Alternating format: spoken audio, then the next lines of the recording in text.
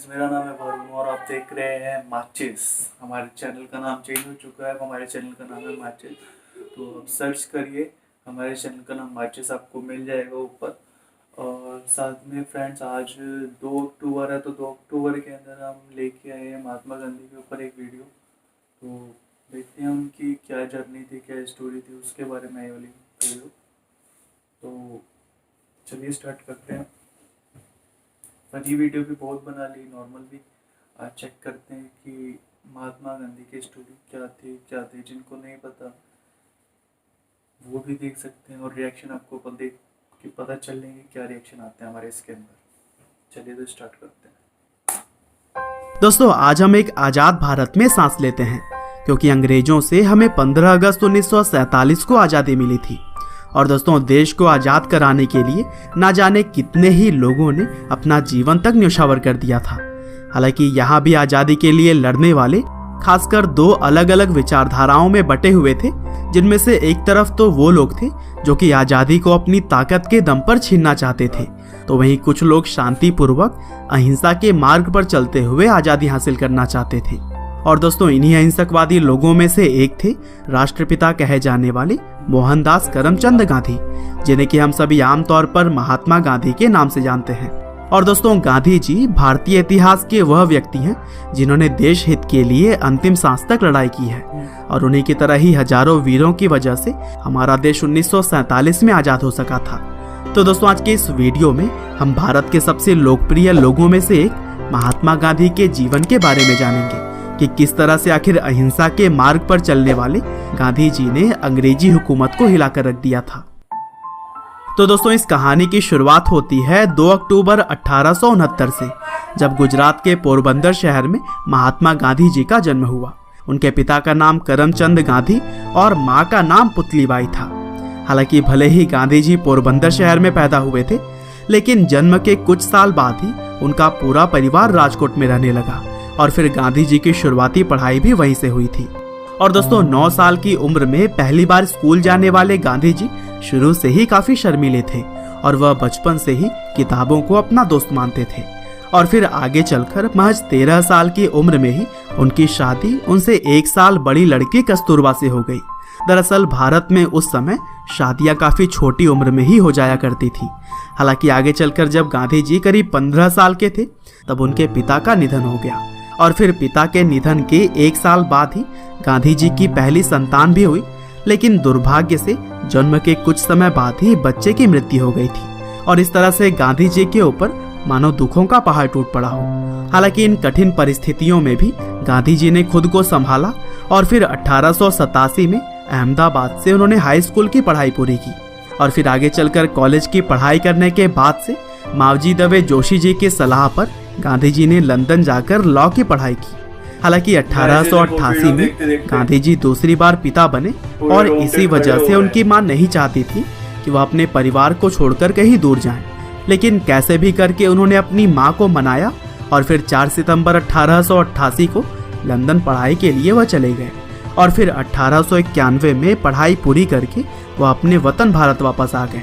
हालांकि विदेश में पढ़ाई करने के बावजूद भी भारत आने पर उन्हें नौकरी के लिए काफी भागा दौड़ी करनी पड़ी, और फिर 1893 में दादा अब्दुल्ला एंड कंपनी नाम के एक भारतीय कंपनी में उन्हें नौकरी मिली।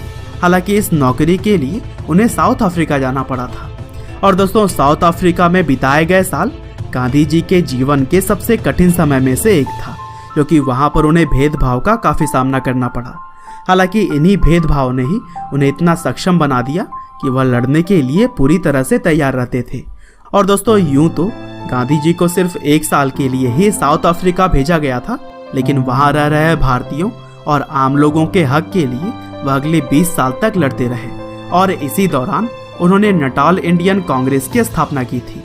और दोस्तों, अफ्रीका में रहते हुए गांधी जी ने एक निडर सिविल राइट्स एक्टिविस्ट के रूप में खुद की पहचान बना ली थी। और फिर गोपाल कृष्ण गोखले, जो कि इंडियन नेशनल कांग्रेस के एक सीनियर लीडर थे, उन्होंने गांधी जी से भारत वापस आकर अपने देश को आज़ाद करवाने के लिए लोगों की मदद करने की बात कही। और फिर इस तरह से 1915 में गांधी जी भारत वापस आ गए, और फिर यहाँ आकर उन्होंने इंडियन नेशनल कांग्रेस ज्वाइन करके भारत की आज़ादी में अपना सहयोग शुरू कर दिया। और दोस्तों भारत के अंदर महज कुछ सालों में ही वह लोगों के चहेते बन गए और फिर अहिंसा के मार्ग पर चलते हुए उन्होंने भारत के लोगों में एकता की गांठ बांध दी। यहाँ तक कि उन्होंने अलग अलग धर्म और जात के लोगों को भी एक साथ लाने का काम किया। और दोस्तों 1922 में गांधी जी ने असहयोग आंदोलन चलाया, जिसके तहत अंग्रेजी चीजों का इस्तेमाल भारतीय लोगों ने लगभग बंद ही कर दिया था। और फिर जब यह आंदोलन काफी सफल साबित हो रहा था, तब महात्मा गांधी को 1922 में 2 सालों के लिए जेल भेज दिया गया। हालांकि गांधी जी के जेल जाने पर लोगों के अंदर और भी गुस्सा आ गया, जिसकी वजह से पूरा भारत अब एक होने लगा था। और फिर इसी कड़ी में ही मार्च 1930 में दांडी यात्रा को भी अंजाम दिया गया, जिसमें कि 60,000 लोगों की गिरफ्तारी हुई। और फिर इसी तरह से ही आगे भी गांधी जी के नेतृत्व में क्विट इंडिया मूवमेंट की तरह ही कई और भी आंदोलनों को अंजाम दिया जाता रहा। और इस दौरान गांधी जी की बहुत बार गिरफ्तारी भी हुई। लेकिन दोस्तों महात्मा गांधी के द्वारा लगाई गई चिंगारी अब लोगों के भीतर आग बनकर जलने लगी थी। और यही वजह थी कि गांधी जी के साथ साथ बाकी क्रांतिकारियों ने मिलकर 1947 में देश को आज़ाद कराने में अहम रोल अदा किया। और फिर 15 अगस्त 1947 को हमारा भारत देश आज़ाद हो गया। हालांकि अभी देश के अंदर आज़ादी का जश्न चल ही रहा था, तभी 30 जनवरी 1948 को नाथूराम गोडसे ने गांधी जी की गोली मारकर हत्या कर दी। और फिर इस घटना ने न सिर्फ देश में बल्कि पूरी दुनिया में ही शोक फैला दिया। हालांकि 15 नवंबर 1949 को गांधी जी के हत्यारे नाथूराम को फांसी दे दी गई थी। बहरहाल दोस्तों अंत में बस मैं यही कहना चाहता हूँ कि जब तक गांधी जी जीवित रहे तब तक अहिंसा को ही हर चीज का जवाब मानते रहे और इसी सिद्धांत के दम पर ही उन्होंने अपनी पहचान बनाई थी। हालांकि भले ही वह अब हमारे बीच नहीं है, लेकिन उनकी सीख और उनके सिद्धांत आज भी पूरी दुनिया मानती है। उम्मीद करते हैं कि गांधी जी की यह बायोग्राफी आपको जरूर ही पसंद आई होगी। आपका बहुमूल्य समय देने के लिए बहुत बहुत धन्यवाद।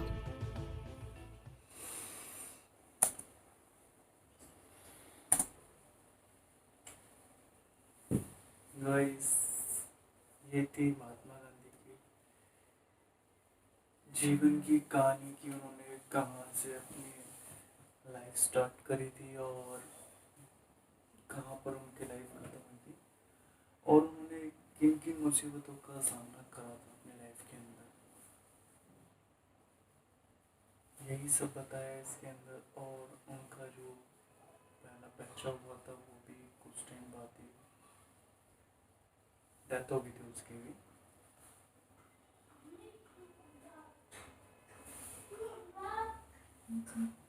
महात्मा गांधी एक ऐसे इंसान है जिन्होंने हमें अहिंसा, मतलब उनका एक डायलॉग है कि बुरा मत देखो, सुनो मत, बोलो मत, ये 3 चीज उनकी हैं। और एक कोई मारे तो अपना दूसरा गाल आगे कर दो। वीडियो अच्छी लगी हो तो चैनल को सब्सक्राइब करो और चाहते हो कि महात्मा गांधी की स्टोरी आगे तक भी जाए हमारे चैनल के माध्यम से भी, तो प्लीज़ हमारे चैनल को थोड़ा शेयर भी कर देना। ये वीडियो मैं अभी बना रहा हूँ 1 बजे, 2 अक्टूबर 1 बजे वीडियो बना रहा हूँ और इसको मैं अभी पोस्ट कर दूँगा 1 से 1.5 घंटे में, 3 साढ़े 3 बजे तक पोस्ट हो जाएगी। तो सब्सक्राइब और शेयर कर देना।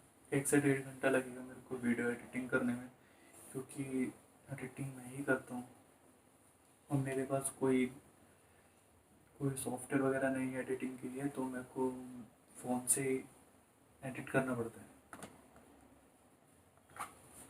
ये ट्राइपॉड भी देख लो, ट्राइपॉड भी हल्का सा लगता है तो ट्राइपॉड भी नहीं लग रहा।